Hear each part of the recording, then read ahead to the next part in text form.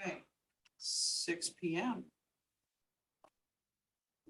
And it's October 27th, 2022. Well, welcome to the Lake Lemon Conservancy District October board meeting. We're going to start as our habit with public comment for about 10 or 15 minutes. And I would ask if you wish to make a comment that you come up to the podium and tell us your name and your district and then make your comment.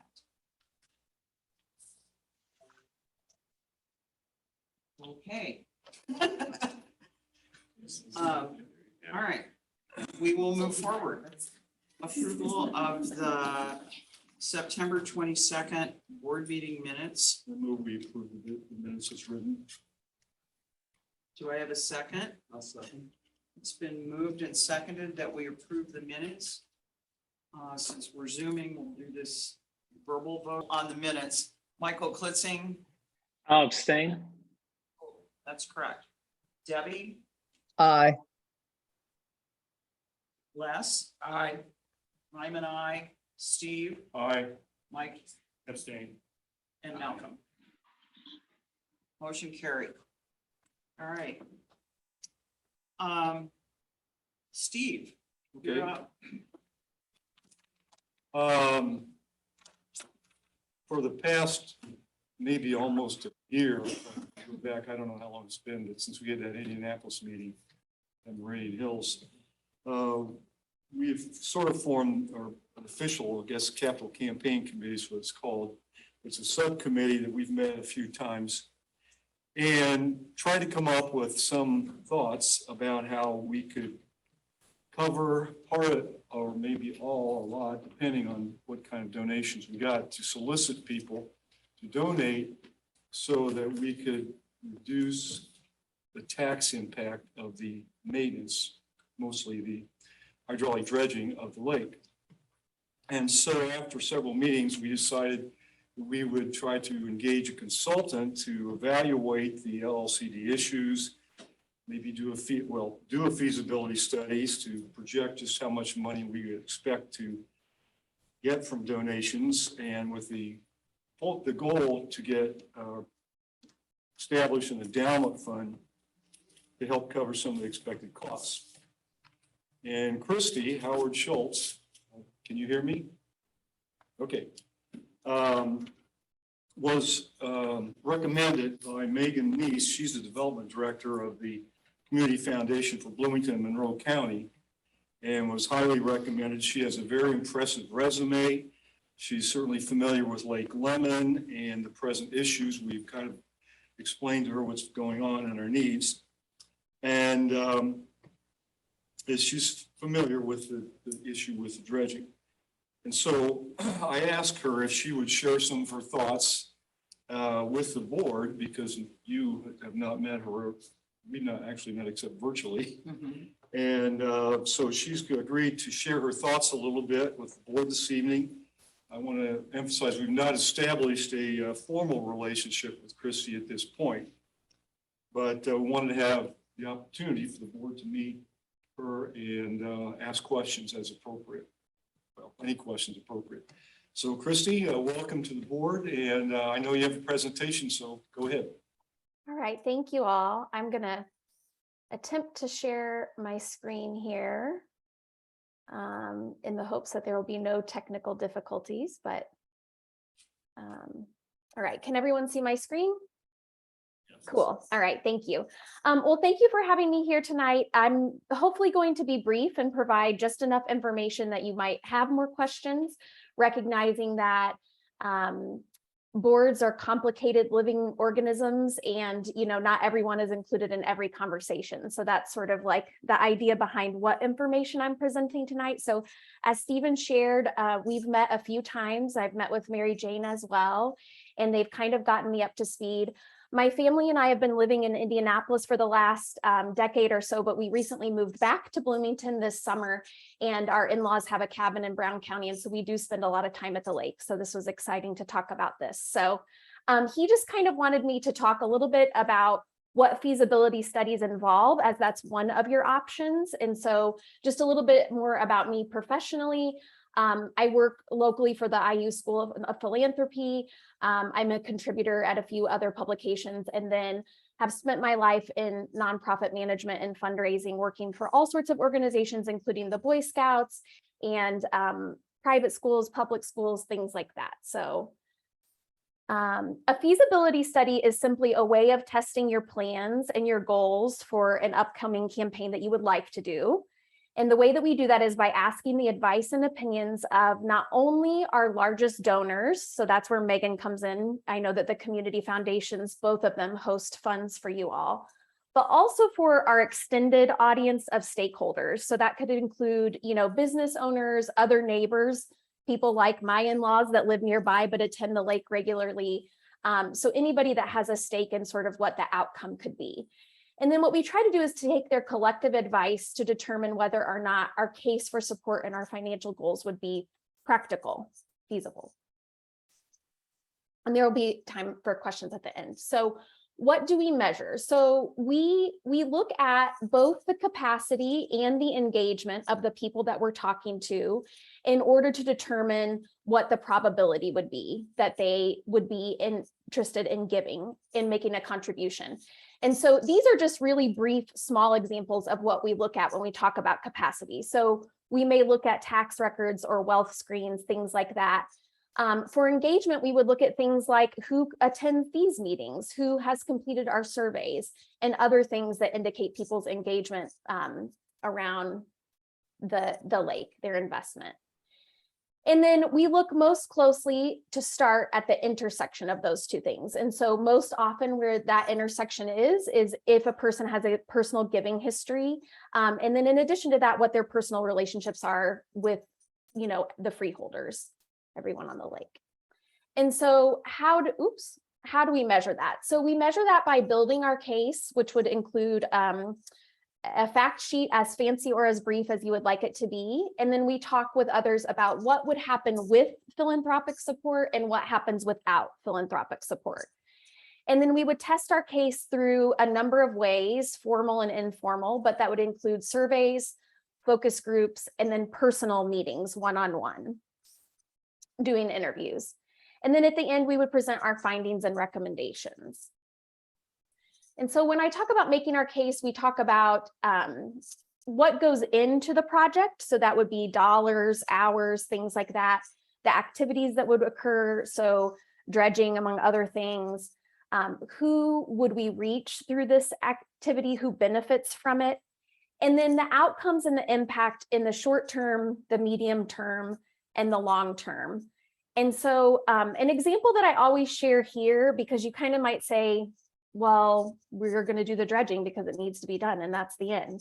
I always share an example of, something like this is like, okay, I feed a hot breakfast before school. And so I have this many breakfasts and it costs this many dollars. And so those are the inputs. And so I feed the kids that come to school. Those are the activities. And the outcomes are that more children attend school regularly in the short term because they love to eat and everybody loves a free meal. And so their attendance is better. In the medium term, they're satiated, so their concentration is better, so their test scores are better. And in the longer term, because they have better attendance, because they have better test scores, because they're happier about being at school, they have greater likelihood to go on to college, to contribute to the economy, to be more employable, things like that, right? And these are all things that we can empirically document. They're things that we can talk about. But that's how does breakfast get people to go to college? Like, that's the kind of continuum that we would talk about, even with the dredging project. So what would your role be on the board or the committee, as Stephen had talked about? So the most important thing is to have 100% participation. And so participation looks different for everyone, but we hope that everyone would make a gift to the campaign, that you would help us build our case, that you would encourage and invite your neighbors to participate as well, and then to attend, these meetings, focus groups, and interviews as needed. And the reason that these things are important is because we want to invite our neighbors to join us in what we are doing. So we want to be sure that when we're out and we would be inviting people to make their gift, that we've also made our gift so that we can say, hey, we'd like you to join me in making my gift. We're going to ask them to do something that we are willing to do ourselves. And so when we have a strong board, we have strong fundraising and strong places. It's a symbiotic relationship. And so what do campaigns cost? Obviously, the cost varies widely based on the scope, but they typically can cost about 10% of the overall fundraising goal. And so you may, like I said, for example, with your promotional materials, some people want to have very polished, very, very professional, widely distributed promotional materials. Other people, they know their audience, and their audience, it's very simple. They want to be able to have like a one-page PDF that they can send out. It's built to what your desire, what your audience, what's right-sized for you. But typically the other expenses that are included, which you'll have a copy of this deck, this is just for posterity, include things like graphic design, printing, postage, things like that. And so those are some of the things that are involved if you do a full campaign. And then there's time for questions. And Stephen, I'll let you say anything else that you'd like to say or have any other questions if you have questions as well.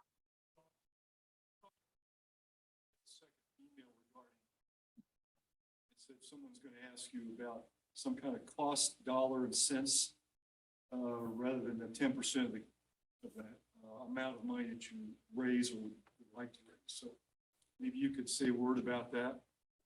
Yeah. I'm having a little bit of trouble hearing you, but I think you said if you could talk a little bit about real dollars and cents. Is that what you said? Yes. Okay. What you included in your email. Yes. Okay. So, while the scope can widely vary, because the other thing that it can vary on is you may have volunteers that can do some of these things. And so what I shared with Mary Jane and Stephen in terms of real dollars and cents is that over my years of practice, I've had clients invest a small amount with a limited scope. So, perhaps $6,000 for 12 weeks where you're doing very limited, you're doing some surveys and a report and analyzing donor data, all the way up to clients who invest as having not just the feasibility study, but a full-time campaign manager, $25,000 a year, where the campaign manager, you're doing all of these things and then some, and every space in between. So it really depends on your needs, your budget, and just where you're at in the process and what are the next right size steps for you. I have a question. And Yeah. Is it a good thing to start with some kind of survey or questionnaire that can tell us what people's appetites for giving are? Yes, go ahead. I didn't want to interrupt, but that's pretty much what the feasibility study is about, is it not? It is, but I think that it's a more in-depth, if you do, I don't want to get too far in the weeds, but if you do a full-blown feasibility study where, for example, you did in-depth interviews with a certain percentage of people, you would also be gauging not just if they were interested in giving, but how much they would be interested in giving. And that's really what you would try to do during those interviews and visits. I think a survey to sort of gauge the general interest would sort of give you an idea of more of like taking the temperature. Are people, overall in favor of this, or are they not? They don't see this as urgent or as important, perhaps, as what the board does at this time. And like how much education needs to be done to close the gap, if that makes sense. Do one thing, Chrissy, can you stop screen sharing? So I can. Oh, yes, I can stop. Yep. Sorry about that. Let me. Yes, sorry. So we don't have, I think that one of the things that has caused us to be hesitant is the whole idea that we don't really know what people's appetites are for giving. And before we embark on a big campaign, we need to get a sense of that. Yeah, so I think So Stephen and I, in our talks, one thing that I had kind of shared with Stephen and Adam at one point was, I think one step could be to sort of dip your toe in it, meaning kind of engage in that light level, limited scope engagement at first, because even if you were to extend the engagement, or you wanted to do the survey and do a couple of focus groups and analyze donor data, and then you said, hey, all of that looks good, we want to engage in a more full-blown feasibility study, none of that work would be lost. Like, it would be work in the continuum of the work that would be done, regardless. So that could be a good starting place to gather attitudes and sort of help you measure that part, without gathering the information about perhaps how much people would be willing to give yet, if that's what you mean. I had a question. When Stephen opened it up, I guess we kind of got to step way back, because, we've got to develop a case statement, and, normally people go in and they're like, we want to raise $10 million because we want to build this building, And so Stephen made the point that we were trying to build an endowment.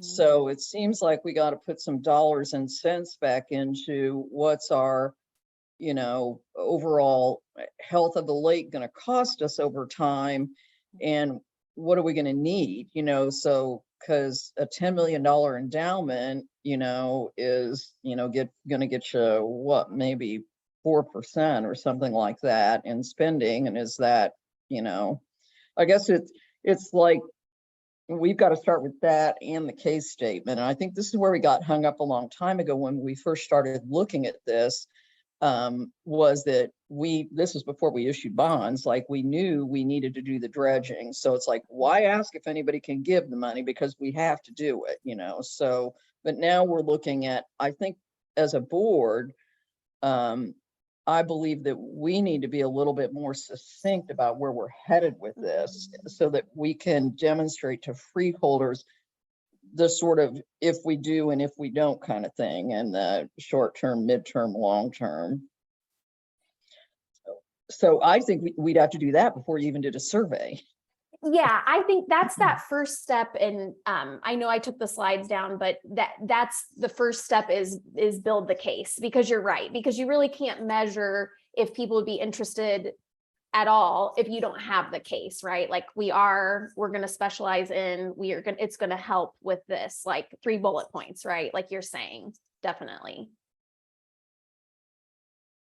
And then what happens with philanthropic support and without it? Like, what's the risk of further deferred maintenance, and what's the benefit of having the endowment? Definitely.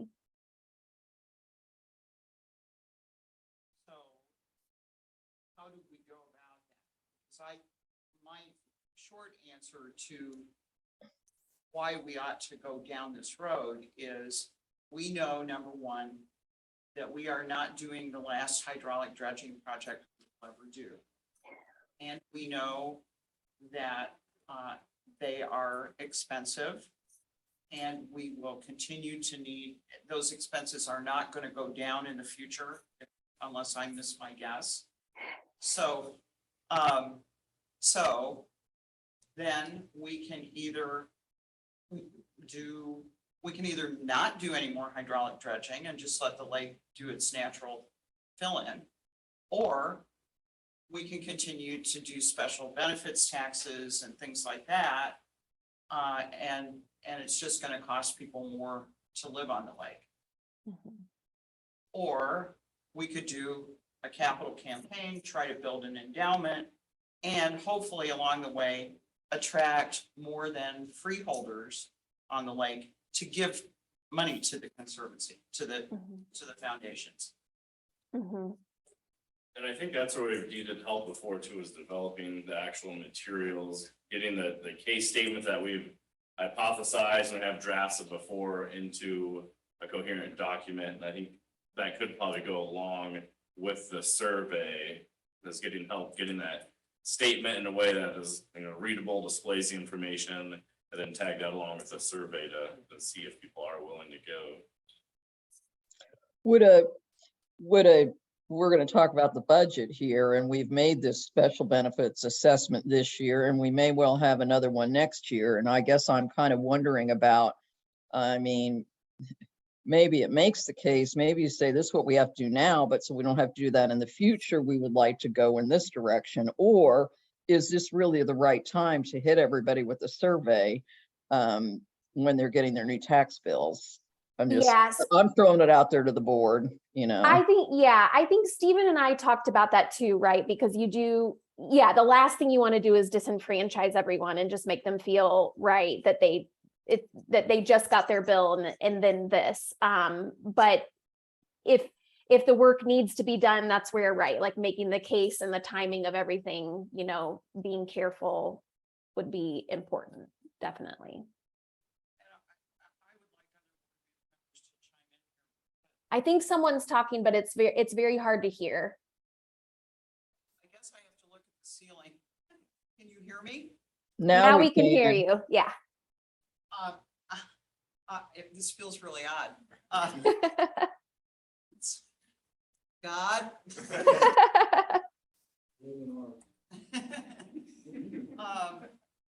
I kind of lost my train of thought there. Wait, maybe this is the best time to do this because the next property tax bills aren't going to come out until May. And so if we could get some data from people, right, we're paying the second half in November of this year, and then the new bills will come out in the spring. Well, we've been pretty vocal with everybody. I mean, I'm sure not everybody, all our freeholders read everything, but we've really tried to be transparent so they know it's coming, but. So I'm not sure. The thing is, I feel like we continue to push this back. And I'm not, obviously, I'm not going to be here in the long term, but I think the longer you push back, there'll always be a reason to not do it.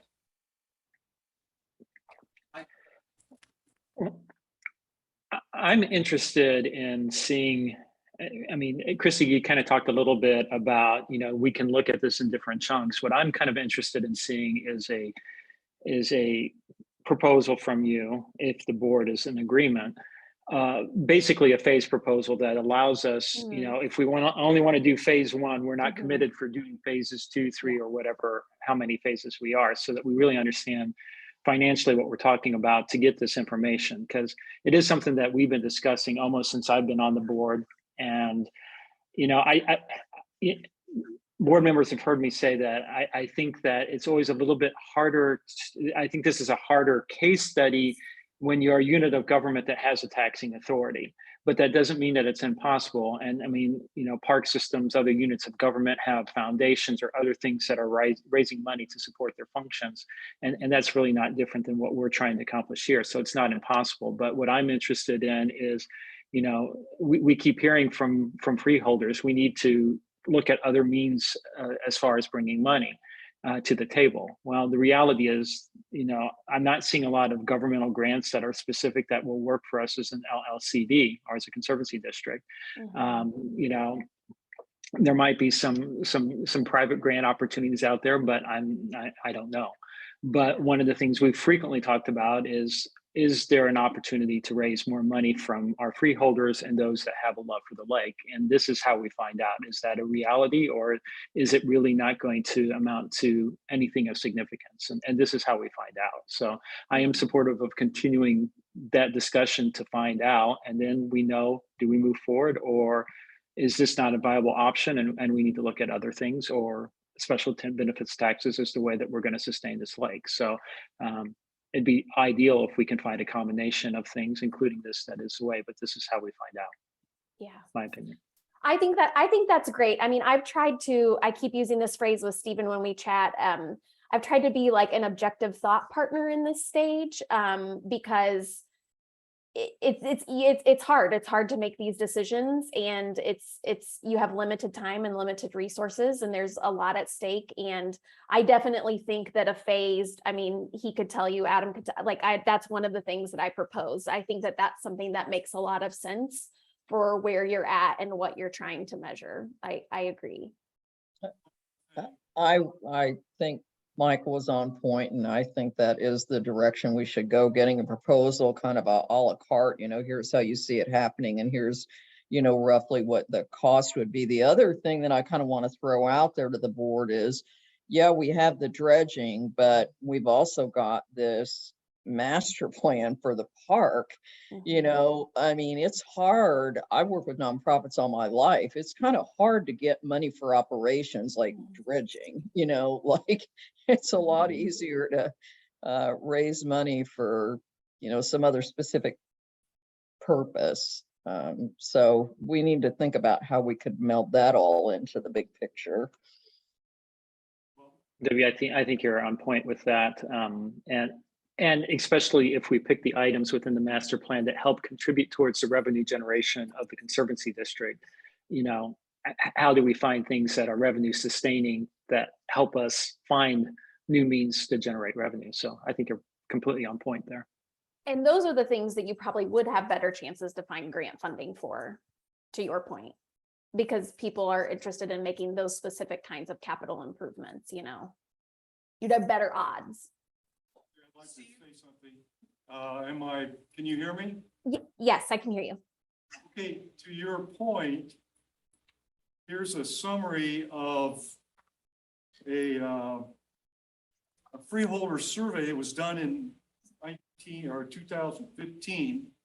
And it says specifically, in general, freeholders much prefer directing LLCD funds toward lake management activities as opposed to investing in the expansion of services at the lake.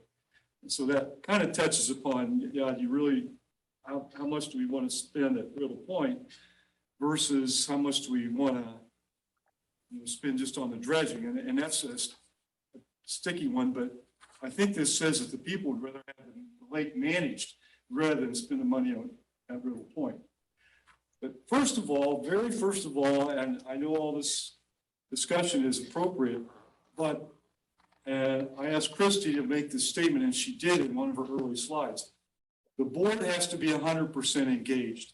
If we only have half the board saying, no, I'm not going to give any money, no, I'm not going to participate in surveys, no, I'm not going to talk to the freeholders, then that's not going to work. If we don't have a unified 100% board behind it, then there's no point in doing any of these surveys or investigative researches. I agree with that. Well, and I think a good way to engage us individually beyond other things is, maybe these focus groups can kind of be by district and things like that. And each of us can, or, somehow something like that. I mean, it does take 100% participation. The other thing I would say, Stephen, is we have a lot of new freeholders on the lake. I don't really want to rely on 2015 information at all. And to Mike's point, like all this delves into my, financially, we've got to make investments where we can see earned revenue coming in, because that's going to help us too, in terms of paying for operations down the road.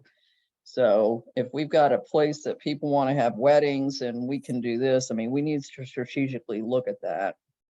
Can we let's see if other board members have any comments to make here? Mike, Malcolm, Les? Well, I think that whenever you do fundraising, you need something that is big and upfront and sexy, if I can use that term. Park operations, I mean, redoing the park, that has that characteristic.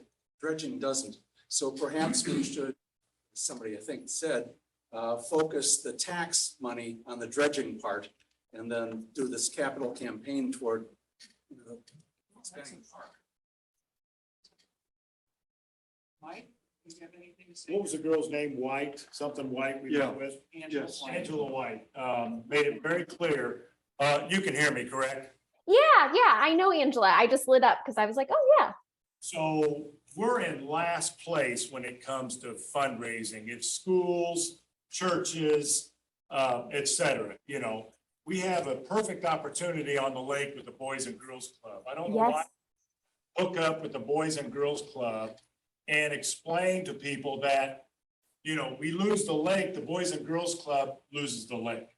IU rowing, IU water skiing, et cetera. My next point is this, when you start taking services away from people, mooring at the beach, access dredging. Okay, No, I want to finish my point with her. I don't know why you have to interrupt me. because I'm the Last, chair for this evening. yeah, I get that. But I think she needs to know that when you gather attitudes, there are people on the lake that have attitudes when you take away services. And I want to make that point perfectly clear, for this lady. So when she says, why don't we have 100% participation? Why are there attitudes on the lake? I hear it. I meet with my freeholders. And so, when we lose services and then charge more for you to have a boat on the lake, or charge for people to have a sublease, but you're not going to dredge them to get to their sublease, that's a problem. That's all I got. Okay, thank you. Les, do you have anything? So are we really talking $10 million? Well, we haven't established a number yet, but if we're going to create an endowment fund, it's gonna have to be significant. I don't know, it's kind of how much money you want to generate every year. You can set the number, and Adam's gonna have to tell us what his projection on the cost of hydraulic dredging would be on an annual basis, and then we could figure out, extrapolate back to what your endowment goal would be. I'm thinking 4 to 5 million at least. Okay, cause see, I mean, I'm thinking, gee, we got this big ton of money sitting in there and we're only gonna get 4% for it, but boy, we really need a new bathroom at the beach. I mean, it would just, to me, it would be hard to sit on that money in the hopes of a very small percentage thing when we have an immediate need and access to money. So I don't know, I guess I think we're gonna have a lot of immediate needs that it's gonna be hard to just look the other way, and then I'm thinking 4%, I mean, that's. Unless you have a really big base. Christie, could you maybe address Les's point, which is what people usually go after endowment money for versus, a project, if you will? Yeah, I mean, I can't see everyone's faces, so I feel bad because I don't know everyone's name, but the gentleman that just spoke, I mean, I think, Les? Les, I think that those are definitely things, everything that you all are raising and the gentleman before, I mean, those are the things that you're going to find out in the interviews, right? Like those, and in the focus groups, but those are the things that then, it's like you have to have your preliminary case, Debbie, to your point, and that's kind of what you go out with. And then you have to refine your case based on the feedback that you get and be ready to overcome objections and be able to explain with thoroughness and succinctness, why you're doing what you're doing, when you're doing it, and what the plan is to address these other things, like the concerns that were brought up right before Les's concerns. And so it's not a small task. And it sounds like you all know that because you're talking to your neighbors, you know it better than me, but yeah, I mean, that is something that you would have to address in those meetings. Well, maybe, Mary Jane, maybe we just need to figure if everybody's like wanting to go forward. I think Michael said it best. We got to know, is this even a possibility? And it is going to take some real thought into, I think Malcolm and I are somewhat on the same page on there are more desirable giving things. So how do you bucket it all together, and does it make it too confusing for everybody to do that? Or do we just, because that's where we gotta decide that so we can do a case statement. Mhm. I would like to say this has been enormously helpful, I think. And you look like you can't hear me. Yeah, sorry, can you, oh yeah, there, we can hear you now. All right, I'll just face this way. This has been an enormously helpful presentation, I think, and it's gotten a discussion going. Those are two good things. And I think the board, it feels to me like the board would like to see as, you know, a proposal for the things that you could do, a more formal proposal. And obviously, we have homework to do. This is probably the last time I'm gonna get to sound off on this topic very loudly, but I would say the demographics of this lake have changed dramatically in the last few years. And so relying on a 2015 survey might encompass some freeholders, but not all, certainly. And so I think maybe we are moving to a different philosophy among people on the lake. And part of the board's responsibility and the Conservancy District in general is to help people understand that this is not the same lake it was 5 years ago or even 10 years ago. And that, you know, things are going to be continuing to evolve. So I really appreciate, Steve, you're getting Christy here to talk to us. And Christy, I think I speak for everyone on the board. This has been a helpful discussion. And I'd just like to jump in real quick with I do like the a la carte tiered kind of menu for services. I do think a great phase one would be developing an albeit brief case statement that includes, you know, the dredging capital improvements at the park, different things that we could do, and the survey. I think that's really an initial goal, and we can see an appetite before we put any more money or funding towards additional studies. But I think that, you know, the case statement and then an initial survey would be major first steps to get us moving in the right direction. all right. Well, thank you all very much. Stephen, I'll follow up with you and I will put something together, and thank you all very much. And I hope the rest of your meeting goes well, and I'll see you around, if not at the lake before then. Okay, thank you. Thank you. Okay. For me to find this old 1980. I'm I sorry. think that same survey, though, people really wanted a new bathroom too. Yeah, they did. So And I mean, All right. we already talked about we're going to move. some of the skewed Yeah. information that came in on that survey. You know, there wasn't, I think it was less than 50% participation. And, you know, it was all over the place. I mean, we learned a lot from it, and that's not the first survey we've done, but Statistically, if you get 25% participation rate, that's considered quite good.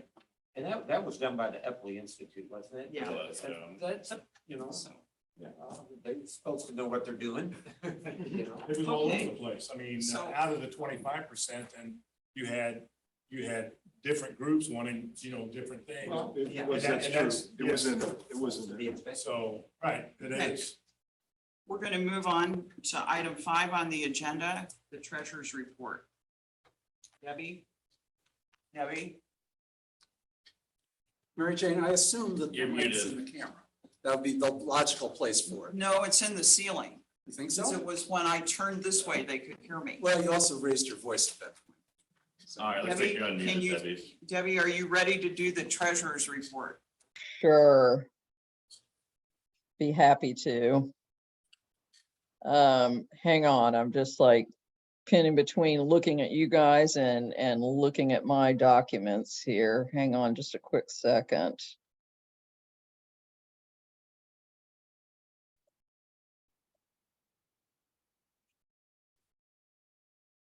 Okay.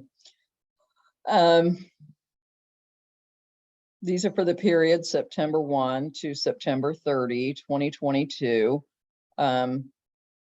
At the end of last month, we had total assets of about $2.2 million, of which 607,000 was in our general fund, in our checking account, et cetera.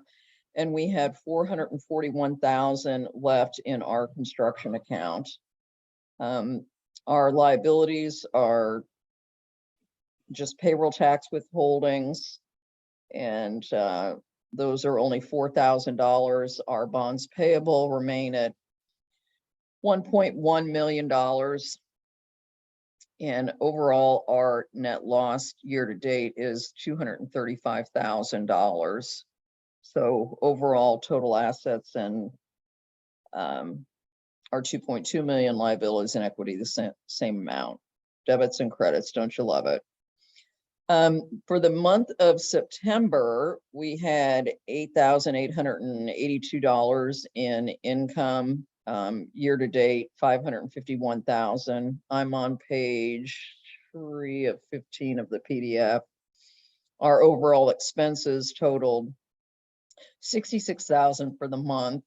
So we had a net loss of 57,000, and year to date, we have a net loss of $260,000, but remember that we don't have our next tax payment in yet.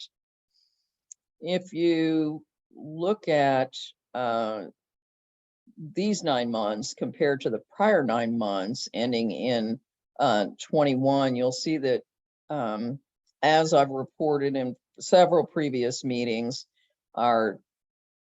we've garnered a lot of savings just from not having dredging going on the lake, in addition to our hydraulic dredging. So that's really helping us in terms of our expenses. You know, you even look at like diesel fuel. I mean, we spent almost $12,000 last year, and we haven't spent any this year.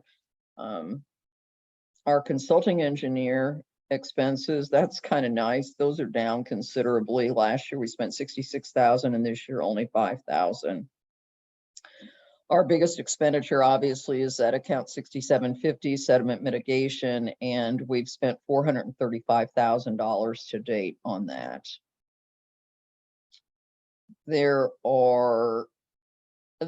It's interesting to look at the budget, and I always look at that because we're talking about the budget too, and we've been looking at that pretty heavily. But I was happy to see that, you know, through the end of September, we've come pretty close to our budgeted numbers. I mean, our watercraft permits were at 130,000. We did budget 140,000. Our park admissions, we were very ambitious, budgeting 80,000, and through the end of September, it's 73,000. So I feel really good about that. So overall total expenses, year to date, 811,000, net income 260, net loss 260,000. And then all the graphs follow. Adam, is there anything you wanted to add to that? Not a whole lot. I think without the dredging expenditures, we're gonna come out pretty close in this year's budget, just with the remaining taxes that we have coming in from both of the funds. I want to say from that income loss that we have right now of 66,000, when I was looking at the numbers on here with what we're expecting for taxes, there really is only a difference of that expected income of right at $60,000, which would have essentially been that dredging proceeds. So we're looking pretty good, I think, with the revenue that did come in, even though we were a little bit less than the projected amounts. Any questions or concerns from the board? Hearing none, I guess I will move on to the allowance for vouchers and ask for the approval of $61,903.55. I'll move to. Jump packs, what are our jump packs that we bought? For the equipment and one at the park. So I have one that's a 24-volt for the heavy equipment, and then we have one for the park, just for dead batteries, Okay, cars, just like those small portable jump pads. and then we did purchase hydraulic supplies from Napa Auto Parts at $350. If we're not dredging, why did we buy? We're still doing disposal site prep and moving dirt around. So we blew a line on the old Komatsu excavator, and so we had to repurchase the hydraulic fluid to fill it up. The hoses, for that one, we were able to take out the hoses ourselves and get those replaced from Industrial Supply in Bloomington. And that's the Possum Trout disposal site? Right. Okay, thank you. Yeah, over half of our amount that we're approving, $36,059.40 relates to Heartland dredging. I'll move to approve the allowance of vouchers. I'll Thank second that. It's been moved and seconded to approve the allowance of vouchers. I'll say you, Malcolm. Aye. Aye. I am an aye. Les is an aye. Debbie, Aye. Michael, Aye. motion carried. Debbie, keep going. Okay, next we have a resolution. Hang on here, I'm trying to page along without looking at you guys. This is the adoption of the twenty Re- twenty budget. Oh, that's what you wanted. Oh, and the statement, right. Resolution 10/22/03, asking for the adoption and approval of the 2023 annual budget and statement of salaries and wages. Do we want to go through that again in detail, or we've been through it 3 different times? The big issues are that, we have asked for an additional special benefits tax for the hydraulic dredging, and that's our most significant issue. I'll move to, yeah, I'm ready to move to approve resolution 10/22/03 as presented. It's been moved to approve it. It's been moved and seconded to approve resolution 10-22-03. Malcolm, how say you? Let me just start at the other end. I'm still trying to find it here. Okay. Les, Aye. 33 of 48. I am an aye. Aye. Steve is an aye. Michael, Aye. Debbie, Aye. and Mike has stepped out of the room. Said as he walked out that he was good on it. Yeah, he said I'm good on the budget, but that's not. I All right. can't, So motion carried. Debbie, keep going. Resolution. Okay, let's see. Hang on. There are a lot of pages. Resolution 10/22/04, 2023 fees and charges.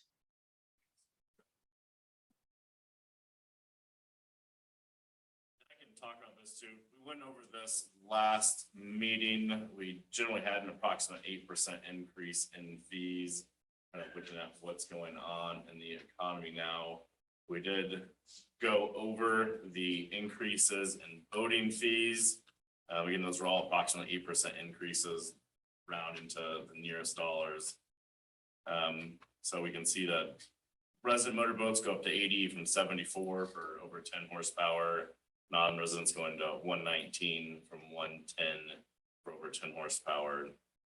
The new fees that we have are this ballast boat daily and annual fee, and that is for boats that have the ability to use ballast bladders on the boats for increasing wake. That's been a discussion for a couple of years now, so we wanted to go ahead and implement that fee. We've actually been engaged with Cordray Sweetwater as well, who's currently doing a wake boat ballast commission to study. They're getting some folks to study impacts on that on their lake as well. So I'll be interested to see what they come up with and the type of information they have. So we'll stay engaged with that. So that's the new fee that we do have for the personal or for the watercraft fees. We wanted to keep those in line between the daily and annual. So daily would be an $18 additional fee. And this is on top of your ramp and boat pass as well. And then for the ballast boat annuals would be an additional $200, essentially an environmental assessment. Our fishing tournaments we raised to $90. Sublease fees did go to $250 from $230. Again, keeping with that 8% increase, as well with the commercial sublease. The fees for commercial marinas went to $1,300 from $1,200. There is a discount for non-for-profit, which is primarily the yacht club, and then if IU ever hosts anything. And we do charge them different amounts for boating slips and for PWC slips. Riddle Point Park, we changed up the special event fees as well. Historically, it was the same fee, whether you had you know, rented a shelter pretty much, or you had 200 people at the park, and we really charged on water fees the same as well. So we changed that up to a special event fee of $500 per day, just so we can bring that revenue in. And then if it's within the season, we still charge the entry fees as well. So we're still getting $10 per vehicle between Memorial Day and Labor Day. The biggest change is the on-lake special event. That went from $360 to $1,500. And that is primarily the IU rowing event, the Dale England Cup. And that's really because half the lake goes no wake. We have to patrol that. We have to move buoys. It's a pretty big undertaking and takes up a lot. I have talked with Coach Steve Peterson and let him know that that was coming down the line. And they haven't said they're going to Monroe yet, so we should still be good on that. That is the biggest change there. And we've actually talked too about potentially having like ski tournaments and stuff out here as well. There's been some interest from the IU Ski Club potentially hosting out tournaments. So that would be that same on lake special fee.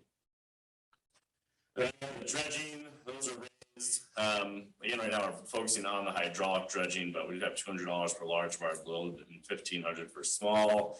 If we are doing that, just so we don't have to go back and amend resolutions, we can have something in place. And that is the end of the fees and charges. So I guess we'd like to ask for a motion to approve resolution 102204 fees and charges, which we did discuss extensively last time. I do want to say that we approve these fees and charges, but like as far as that ballast fee and things like that, Adam, I guess you'll tell us more about how we may be able to enforce that and what the intention is, the practicality of how we're going to do that.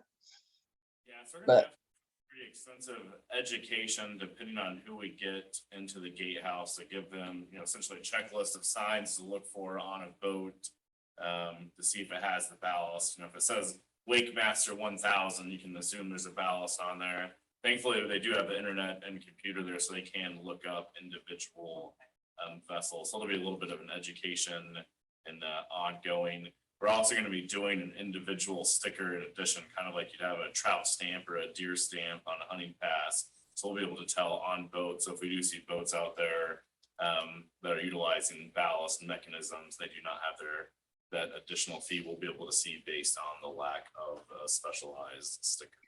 What about when a freeholder just comes in and buys their pass for their boat at the office or something? I mean, you know, maybe I'm getting too much into the weeds, but we'll have to kind of think about that too. Luckily, we do have all the boat models when they come in to buy the pass. So we may have to look up, you know, why we're there, the type of boat. So the first year it's going to be, we'll have to, you know, work out the kinks on it, but I'm confident we'll be able to get it in and do pretty well. That's great. And your So- little fireside chats, your updates, that will be helpful too, if you can cover that in those videos that you do. Okay, so do we have a motion to approve resolution 102204? I'm sorry, Debbie, Mike has a question. Okay, Do you have a wake boat? we have a Malibu. Yeah, it probably could be used for that. It was on the trailer all year. We didn't even put it in the water. I was just curious. Thank you. So we need. I'll move to approve the resolution as presented. Second. I have it's been moved and seconded to approve resolution 10-22-04. Malcolm, how say you? Aye. Aye. Aye. Les? Aye. I am an aye. Michael? Aye. Debbie? Aye. Motion carried. Debbie, could you end screen sharing so that we can see you? and That's Michael? me. Or is it you, Adam? Yeah. There we go. Yeah, I didn't share my screen. Motion. I had all I could do to look at my documents and then see you guys, and you know, that's the extent of my technological capabilities. Okay. All right. Managers, or no, resolution 10-22-05. Lots of resolutions. So this is the resolution establishing our regular meeting dates for 2023. We used the same format of the fourth Thursday of every month, except for the June meeting, which is the Saturday following the third Wednesday, as has historically been done. So those dates on there show those. And then we did have the December one as December 14th, to try to keep it away from the holidays. And then keeping November open, you know, we can do a board meeting if needed, following the open door laws for advertising. So is the June one at the lake? Correct. The June one is at Riddle Point Park. Okay, but that we're only doing one at the lake. That's the way it is right now, yes. And why is that? Well, some of us felt that we were doing three of the most important meetings that we do in a year in a room where it's hard to hear each other. We don't have technological capability there. And so we decided, let's have one meeting there and then do our budget work in this kind of a setting where it's more conducive to presenting data and having discussion among the board members. I guess I don't know who some of us are. but- Not me. Not you? I'm Not not me. involved in But that. Steve wasn't on the board. Well, I think the other issue too was that we could tape these and record them so that we would get wider participation, you know? The things that we have found is, since we have been videotaping the meetings, they are getting lots and lots of views. So people may not come to the meetings, but people are watching them. And when we're at Riddle Point Park, we don't have that capability there. It was, I'll tell you guys, my husband was telling me that they got a fire stick for his dad. He's 93 and he lived on the lake for like 20 some years. And he was telling my husband that he watched the board meeting the other day, you know, so. And he said that Adam's pretty sharp. Okay, we need. I'll move to approve resolution 10/2205, establishing the 2023 meeting dates as presented. Sure. Sure. I'm fine with the meeting dates for this next year, but I think we really ought to look into getting some technology that is portable. And I know. I sent you a thing about we've that. For a talked couple of about that. $1,000s, we could have mics, it could have, all be recorded. The video, I don't know, it's So- trickier, But that might be a solution. Yeah. If we could get some better technology. so over the next year, we should think about that. Well, it's your point of bringing it up is you think it would be better for the lake to have it at Riddle Point? Yes, So people could come? yes. Well, I kind of agree with you. Yeah, Okay, you get better Well, participation okay, well, in the let's- summer meetings. So we need to work. I mean, look, he's got let's five take that, people I would say, take that suggestion and do some investigation about whether we could get the kind of technology that would be commensurate with that, with what we have here. We've even proven here that the technology isn't exactly perfect because, I mean. I've never been anywhere where the technology was. Thank you. perfect. That's what I so. But that doesn't Raise mean that that we money for don't that use- new event center So- out of Riddle Point Park. Yeah, that's right. So that might be something to raise money for. That would be, Because, yes. so I- now we have the one meeting at Riddle Point on Saturday, right? Right, So would you think that we would have like three meetings Yes. on Like we Saturday? used to. Yeah, I think somebody said like we used to. I'm with you on that. Unless we have video technology at Riddle Point Park where the board members that are attending remotely can be seen by the audience, we will not be able to do a remote meeting. So that's not to say that you can't do that but that's part of the technological challenges is I don't ever see us having video screens in this shelter. so it's something that would need much more research, some money, and some attention. But Michael, with that, not everybody shows up at every meeting, so that's not even really accurate. To have a video screen. If you're out of town, you're hiking in whatever mountain you were hiking at, you're not gonna jump on a remote camera and be at a meeting, so that's not really accurate. As long as we have the technology to videotape the meeting and let people watch it, like Okay. her They- father. So the They purpose of, can't so vote. If If they're not at the meeting, they wouldn't be voting. well, like right now they voted, they Right, vote via Zoom. That's the point. so they can't It's vote not via just Zoom about unless you people can hear seeing and the see meeting. it. It's about the board participating in the meeting. Yeah, again, not every board member participates in every meeting. can we move on from this? Because we're not changing it this year, right? Right, we can move on. So- Okay, Is there a second? I'll second it. I'll second. Seconded to pass resolution 10-22-05. Malcolm? Aye. Aye. Aye. Aye. I am an aye. Debbie? Aye. Michael Klitzing? Aye. Motion carried. That brings us to the manager's report. All right, we'll give it a little sediment management project update. It's been going real smooth since I got the booster pump in. We did go in and ditch out the creek channel between our overflow pond and the culvert for the confluence of water between the pond and the lake. Just to keep that a little bit quicker and cleaner and not allow that to escape. So that's been going very well.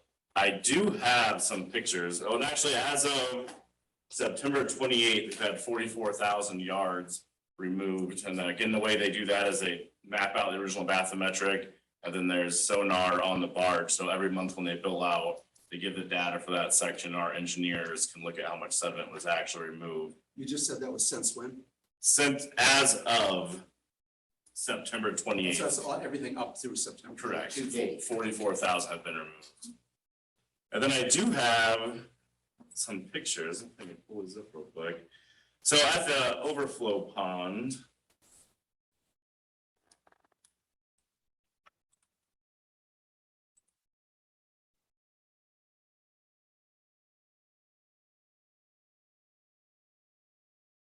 So this is actually on looking into the overflow pond from the access road there. And we You don't mean the overflow pond, you mean The the sediment. hole. sediment, Yeah. sediment retention I pond, think we did. correct. So the water was actually usually up around the lines on the side where the grass started. We did draw that down close to 7 feet, just so we can kind of get a look at what's building up underneath. We do have some pumps hooked up, but actually, Harlan Dredging created this PVC siphon pump, which goes off gravity fed, and that's been moving a lot of water. So we're able to turn off our electrical pumps and just rely on that siphon feed to keep the water down. So this is what it looks like when the water was down about 6 or 7 feet, and you can see all the sediment that's building up.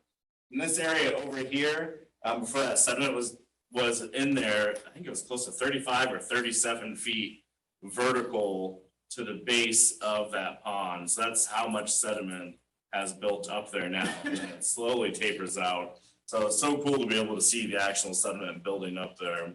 So does it just kind of move naturally to the other side where it's open? Or Yeah. how does it So, go from here to there? so it moves naturally across, and then as the sediment builds up, it'll cut a new path. So the water's always trying to find the way to that deepest point. So it'll flow in one direction for a week or two, and that sediment will pile up, then it'll shift over a little bit. And then it's always moving to that deepest point and moving out. So when we go out and check multiple times, there'll be different paths coming out.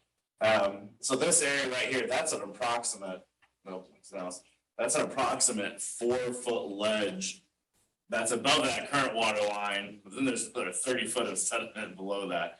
So it's pretty amazing. And then the heaviest particles are falling out first, such as the sand.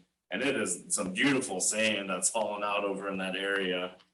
Basically, the way that this was able to build up so high was the water level was at it was much higher, 6-7 feet higher than where it is in this photo. Okay. So it was settling out much closer to the inflow pipe. And then once we drew it down, this was all a flat area. And once they turned that back on, it created this new hole and found its way back out into which was actually helpful because that moved a lot of that sediment from right there out into the pond. Okay, so ultimately, Walls collapse in. Yeah. when it's full, it's gonna All, the whole thing's gonna kind of look like that. Yeah, so when it's full, the whole thing will be full across like that and then slowly taper to the other end, which will be nice. That's where the water will retain where our pumps are, so we're able to keep that and pump it out. And also it really kind of separates the sediment as well. So as we get into removing the sediment out of that for reusing that pond, it's kind of separated itself out there. So it should help a lot once we can get a plan to actually remove all that. So it was awesome to see that when it was full, you could just see the sediment starting to poke through, and once you drew down, you could really see all that piling up there. So it's nice to see the work. So it's going well, and they're gonna keep going through, they said probably mid-December as long as weather allows, and being as it's 70 degrees the first week in November, they'll probably be able to keep going through into December, then starting up early next year. So the main thing that would cause them to stop is ice. Yeah, and I don't think last year we had ice until almost late February, and even then it was only about a week that I think the whole So thing we was can afford to have them just keep going until they Yeah. absolutely can. correct, and then they'll get out as early as they can in the springtime to keep going. I mean, I hear that thing running. I mean, it's just going all the time. Yeah, and that booster pump, I mean, it looks like a locomotive engine. I think it's the same size pump that's on the Talk actual about here's hydraulic something dredge. running. What was that? Talk about here's something running. Yeah. We hear the booster pump running. Yeah. Sound of progress. It's nice. This is terrific. It is, yeah. So it's going very well. Again, they have had like a couple things happen with their barge, and it's so nice to have mechanics, and they've had to replace some bearings and like the cutter head and that kind of stuff. They can bring their mechanics down and pull it out, and they are out there every day. It seems like there is rarely downtime. They have a 3-man crew that's out there full time, and it's been going very well. So I'll stop sharing that. And then if you want, Ross, I don't know how you have. Yeah, do you want to do that? Oh, yeah, the election update. So far, we have received 1 nomination from Michael Blackwell for District 7. Nominations are due December 1st for the upcoming election. And then we also have Mary Jane's district, District 3, which will be accepting nominations through December 1st for her replacement. It sounds as of now, the house hasn't sold, so Mary Jane will be able to remain on the board for potentially a couple more months, which we're happy about. So that's going along, and we'll see what we get for elections. If we don't have other nominations, it is an uncontested election. If we do have multiple nominations, then those elections are held for the district. So if we do have multiple people for one district, then that district freeholders would vote. And I'm not sure the last time I actually had an uncontested election. Or a contested, did you see a contest? So now we're gonna have, we're gonna move to item 8 on the agenda. I need my head examined. Mary Jane, can I ask though? Do you know, is there anybody that's taking your seat? Is there any, you know how? I am in the seat. Yeah. And as long as what Adam just said, as long as my house is not sold, I'm still a freeholder. No, I understand that. I'm not objecting. I'm just saying, But we we don't don't have an inside track on, yeah, I know somebody. No, we don't have a defined candidate right now. And what happens if there isn't one? Well, It goes vacant. no, I can show. no. It does go vacant. I mean, that's what's No, happened in the then past. there would, no, there's a process for that. For what? If they don't. So as you were What was doing the this, the question? question came up about what happens if nobody from District 3 steps forward to take my seat. If nobody steps forward, then the election opens up to the district at large. To the lake at large. Conservancy district at large. So first, the election's only open to Section Freeholders 3, in that District 3. district. And then if nobody was nominated, then it's not a postcard, and it would be open to all 7 districts to run for that To position.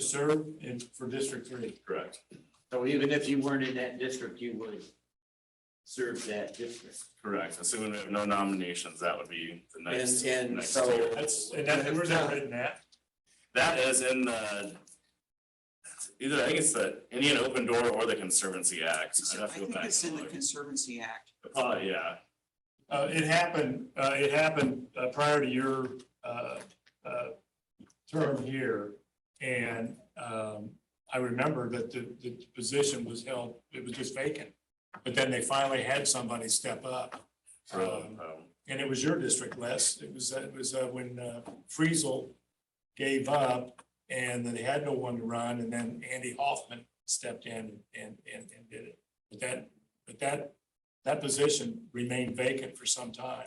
So anyway, okay. Yeah, so that's, yeah. You so- think it's the I Indian? think it's got to be the Indian Conservancy District Act. And if you go to our website, there's the resources tab, and there is a link to the Conservancy Act in there. Thank you. Okay, Ross, take it away.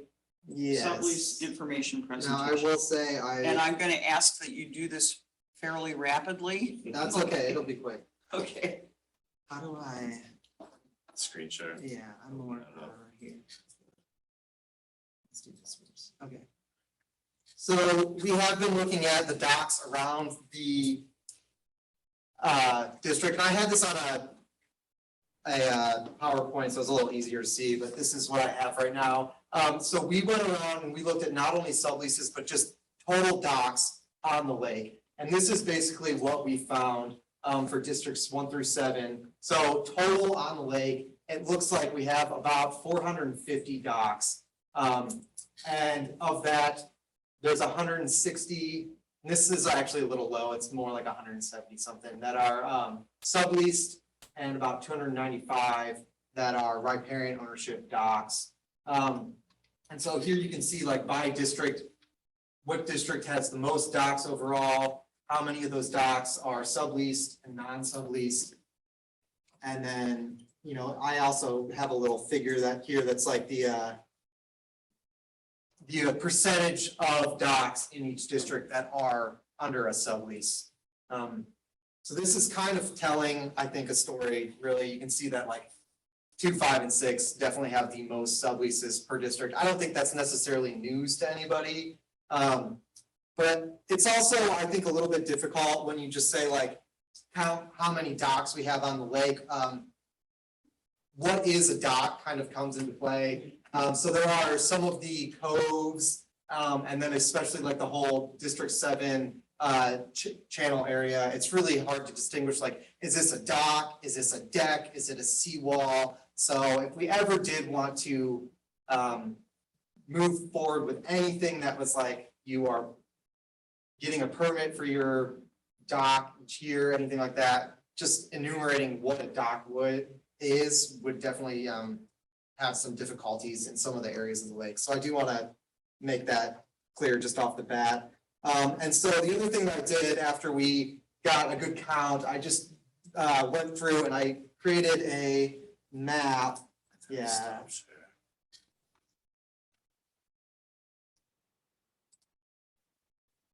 So I have this Google Maps, kind of like a GIS map of every single dock that I know of on the lake. So this is all 455 minus the Chitwood channel areas, because it gets really hard on Google Maps to really get into much there, and a lot of them are more like that seawall riparian area where it's not really a dock jetting out into the lake like. What do the colors? Yeah, mean? what's- So that's what I was gonna get to. So the colors right now, the yellow over here in District 3 are the docks that are, and I can just zoom in, I don't know, this might be very slow here. All these docks that come out in Lakeview Hills, this is gonna be really tough. You don't try to go in, just. That aren't like subleased or riparian, they're kind of in that weird resolution that Lakeview would not kind of participate in the same rules that the rest of the lake has. The orange are all the subleases, the blue is all the riparian ownership docks. You can see a few black ones up in the corner, those are a few that I still need to figure out exactly whose dock it is. I know they're subleases, but I'm still not 100% sure on which one is the ownership. And then it might be hard again for me to show you this, but so like on the IU water ski one, I can click on these and bring it up, and I have a photo of the dock right there. Nice. Yes, So this really has helped us kind of get a better handle on not only where the docks are, but then for the subleases, who's actually owning each one. And we have actually talked about too, for the sublease docks, different ways besides just the sticker that's supposed to go on to identify the docks, so it's a little bit easier for us going forward to know at a glance whose dock is whose. So really, and you can see over here, like in the, what do they call it? The key of the map. I kind of did everyone by address, and in the data, I do have like the current owner last name in there, but I tried to do docs by address because subleases and the docs typically stay with the homes. So it's, you know, just an easier way going forward so that every year I'm not updating a bunch of docs with new ownership. So the next thing that I would kind of like to do on this is go through really my list of what I have and then our list from the tax assessments to see like how many people out there are around the lake that could potentially request a dock in the future. So that's, I guess, like we know the last, bit of information I think that would really help paint the full picture. It's like, okay, these where we have our sublease areas. I'm trying to steer when I can't see, but there's basically the four main areas that we have subleases. And like only really two of those are like the public areas, like the short causeway and then that area in Spillway Road.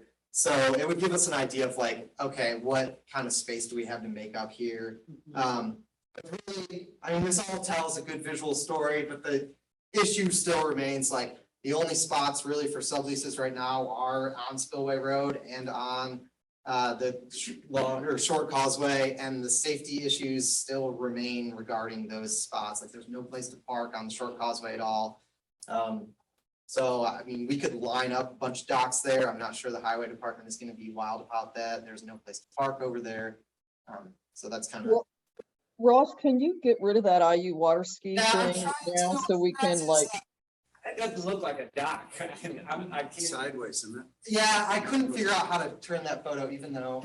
It's not. Oh, okay, I got it. Yeah. Yeah, you gotta look at it sideways. Jeez. So here, it I should thought, be, what is yes. so Ross, do you have a slide that's gonna tell us how many, this is great information. You've done an awesome job. I think this will be really useful to us.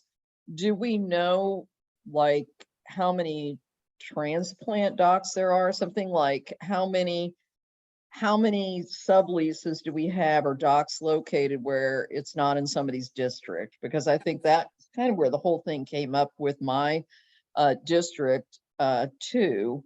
Like how many spaces are there? Does everybody, how many are left? Does everybody really, is that the only place for them?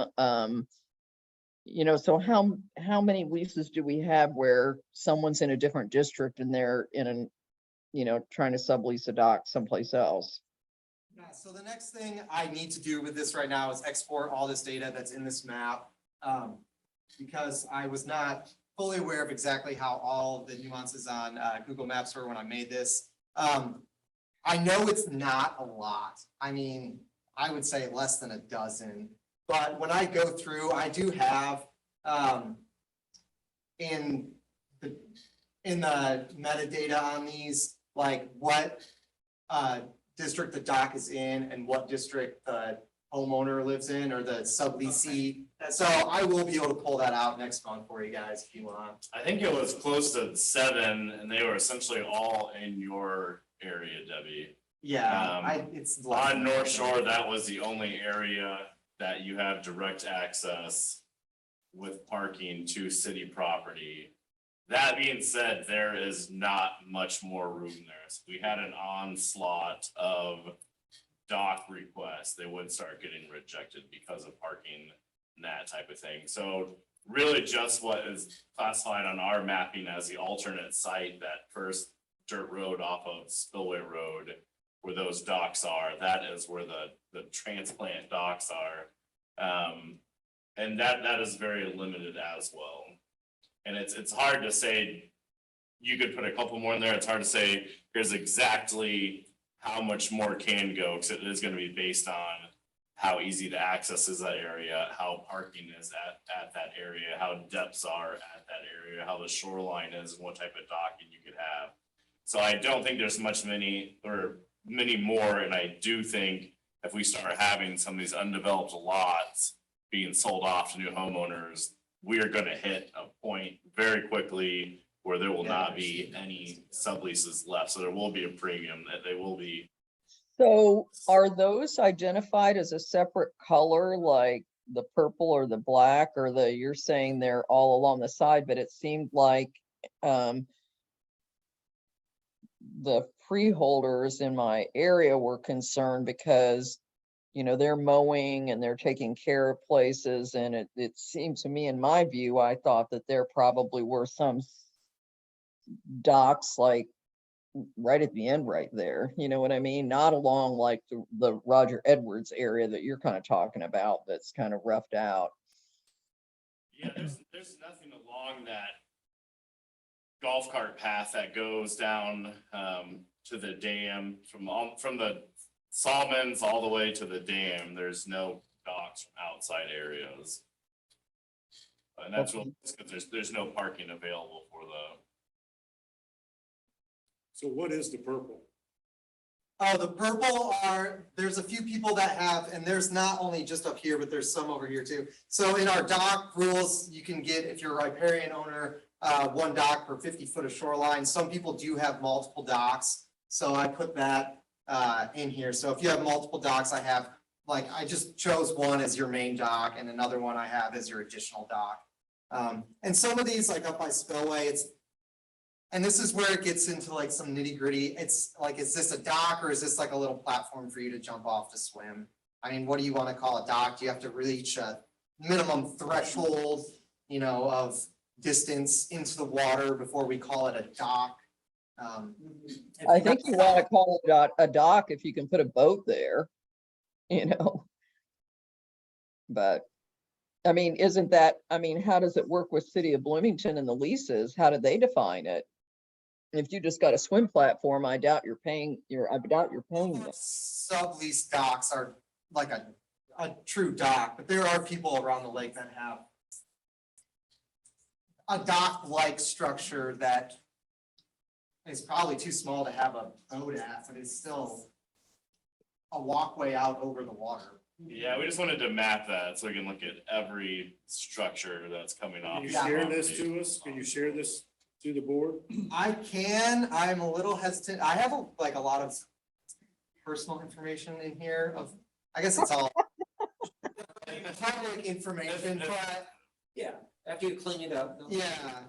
And we won't make it public. If a board member wants to come and look at individual stuff, come to the office.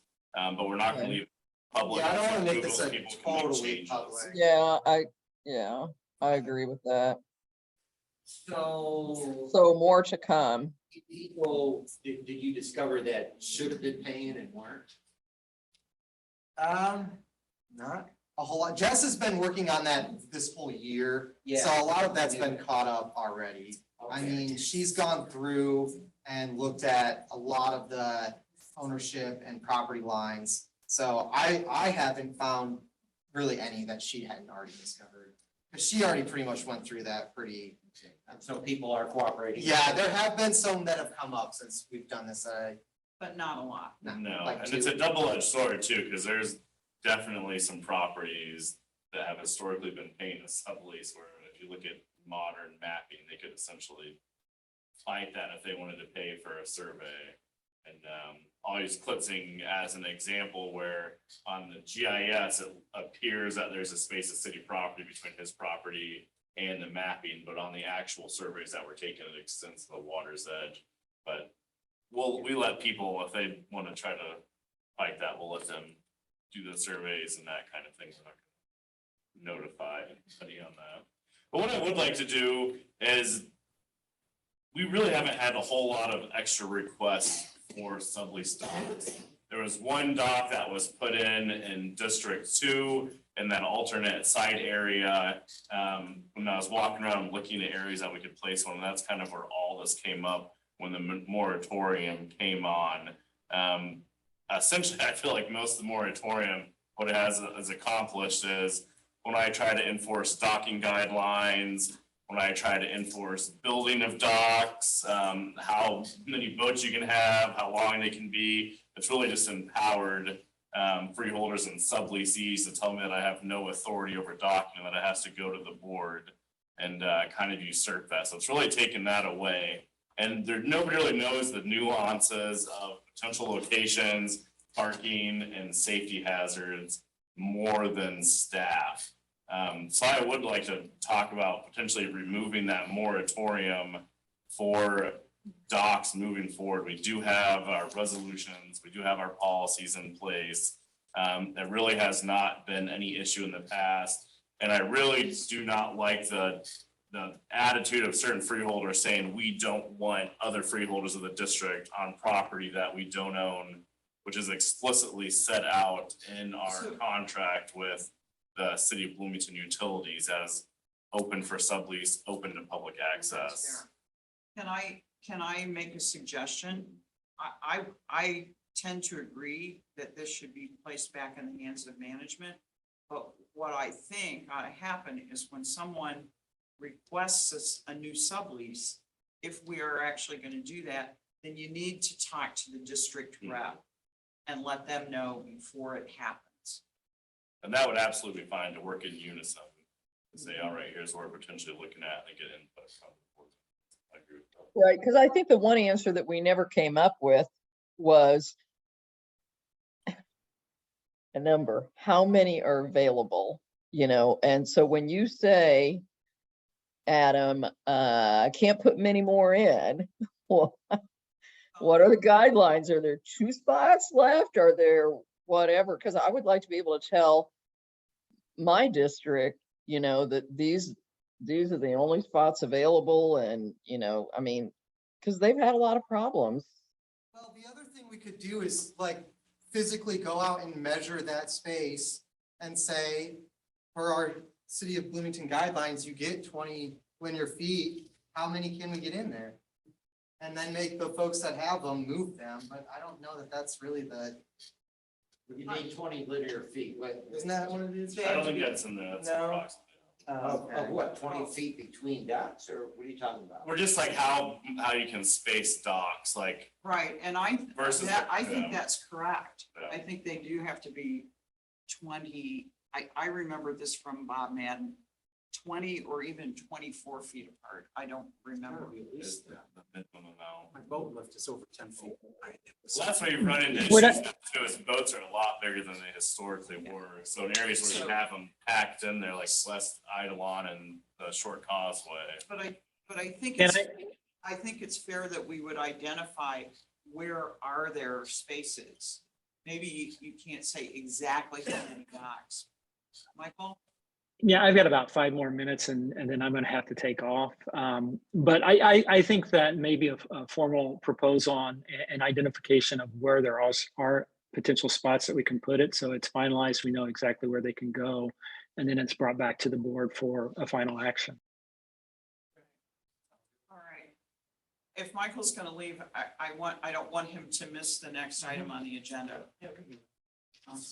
Thank you, Thanks. Russ. Good job, That yeah. was really, That's- yeah. really helpful and a good start. Due to the fact that I am selling my house, I don't feel it is appropriate that I stay as your board chair, even though I will continue as a board member. And so we are going to do an election of, for 2 officer positions this evening. We're going to elect a new chair and a new vice chair. And I would like to place Les Wodzinski and Michael Klitzing's name, nominate them to fill the chair and the vice chair respectively through the annual meeting. And then there'll be another election of officers at the annual meeting, obviously. Second to that motion. We'll have to accept the nomination, Yeah. then we vote. So I need a motion to accept that nomination. I'll move that we accept the nomination. No, Les has to accept the nomination and Michael has to accept the nomination. Oh, I thought the board had to decide. Oh, I guess. Les? Yeah, I accept. Michael? Likewise, I'll accept. Thank you. So I so move that those two, Les will be the chair and Mike will be the vice chair. I'll second. Okay, it's been moved and seconded. All those in favor? Aye. Malcolm? Aye. Mike? Aye. Steve? I am an aye. Do I get this? Yes, you do. Okay, I. Debbie, Aye. Sorry about that.